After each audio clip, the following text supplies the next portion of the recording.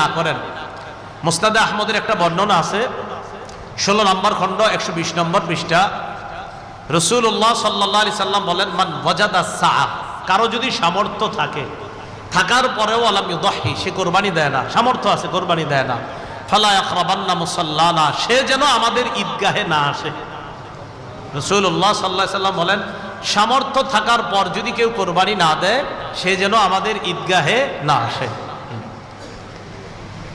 এখন কোরবানি কার উপর ওয়াজিব, খুব মন দিয়ে শুনবো আমরা। প্রাপ্তবয়স্ক সুস্থ মস্তিষ্ক সম্পন্ন ব্যক্তি, প্রাপ্তবয়স্ক সুস্থ মস্তিষ্ক সম্পন্ন ব্যক্তি, সে যদি নেশাব পরিমাণ মালের মালিক হয়, তার উপর কোরবানি দেওয়া ওয়াজিব।